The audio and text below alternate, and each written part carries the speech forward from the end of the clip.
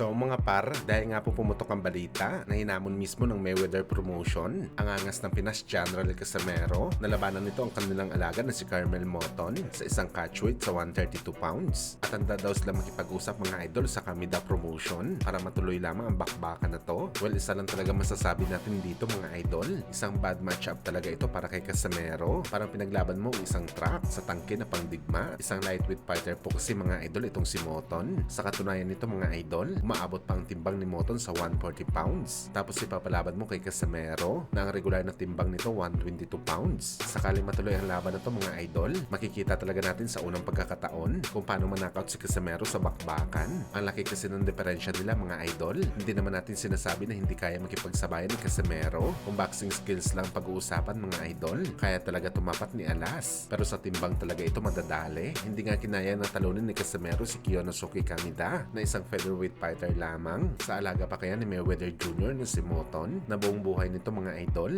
Sa lightweight lang ito lumalaban. Alam naman natin mga boss na malaking break ito para kay Casimero. Sino ba naman ang ayaw sa laban nito kay Moton? Pero pangit talaga lumaban mga boss kung alam mo mismo na malabo ka manalo sa bakbakan.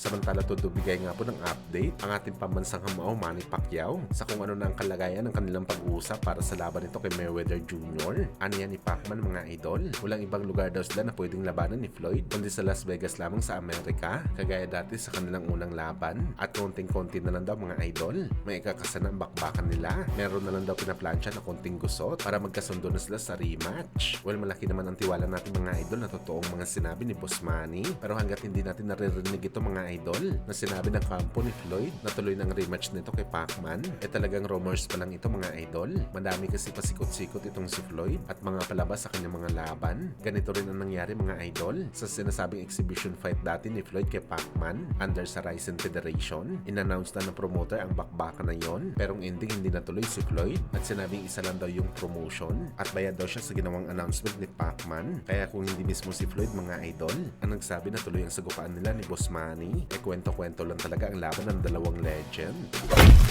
Sa kabilang banda naman mga idol, matapos nga po natin sinabi na posible si Ryan Garcia daw ang papalit kay Tank Davis sa exhibition fight nito kalaban si Jake Paul dahil sa merong kaso itong si Davis. Nakarating na nga ito sa Golden Boy Promotion. Aniya ni De La Hoya mga idol, hindi daw siya papayag na lumaban si Ryan Garcia kontra kay Jake Paul. Kaya bangan lang daw ang laban na to kontra sa YouTuber. Si De La Hoya lang daw mga idol ang merong right sa laban ni Ryan, kaya wala daw magagawa si Bagito kundi sumunod sa kanyang gusto. May panahon daw sa exhibition fight si Ryan pero hindi daw sa ngayon. At ilang oras lang nakalipas mga idol, binalita kaagad ng Batikang Boxing Insider na si Mike Happinger na finalizing na daw ang laban ni Ryan Garcia kontra sa huling nakalaban ni Pacman na si Mario Barrios para sa WBC title fight sa 147 pounds. Kaya abangan natin to mga idol.